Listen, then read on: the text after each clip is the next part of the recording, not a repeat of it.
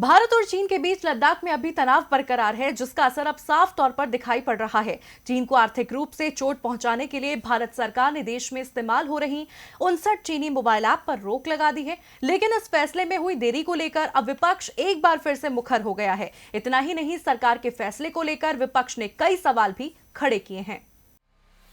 भारत सरकार ने चीन की 59 ऐप्स को बैन कर दिया है।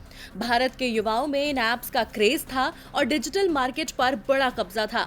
सरकार के इस फैसले की जमकर तारीफ की जा रही है, तो वहीं अब सरकार के इस फैसले में हुई देरी पर सवाल भी उठने लगे हैं।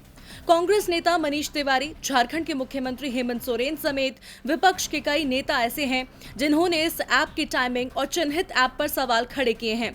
मनीष तिवारी ने पूछा है, रविशंकर प्रसाद जी, क्या आपने चीनी ऐप बैन पर पूरा विचार किया? लाखों फोन में जो ऐप अभी भी हैं, उनका क्या वो किसी तरह का खतरा नहीं है? मनीष तिवारी ने ट्वीट में कहा, चीनी ऐप को बैन करने का फैसला तो सही है, लेकिन पीएम केयर्स ने भी तो चीनी कंपनियों से पैसा लिया है, उनका क्या? क्योंकि चीन की हर ऐप में उसका खुफिया तंत्र का हाथ होता है।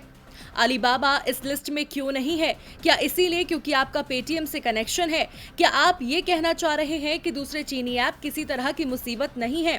सिर्फ मनीष तिवारी ही नहीं, बल्कि झारखंड के मुख्यमंत्री हेमंत सोरेन ने भी इस फैसले पर कुछ सवाल किए। हेमंत सोरेन ने कहा, चाइनीज ऐप का असर और प्रभाव भारत में गलत था। सरकार ने इन पर बैन लगाने में देरी कर दी। सोरेन ने कहा कि चीनी ऐप ने जितना संक्रमण फैलाना था वो फैला दिया है। गौरतलब है, केंद्र सरकार ने सोमवार देर रात को आदेश जारी करते हुए टिकटॉक, यूसी ब्राउजर समेत कुल 59 चीनी ऐप पर बैन लगाया है। आरोप है, इन ऐप के जरिए डेटा चोरी किया जा रहा था। देर रात को ही ये ऐप गूगल प्ले स्टोर से गायब हो गई हैं। लेकिन अब सरकार के इस फैसले पर सवाल मुखर होने लगे हैं। अब सरकार इस पर क्या जवाब देती है, ये देखना होगा। डीबी लाइव की रिपोर्ट।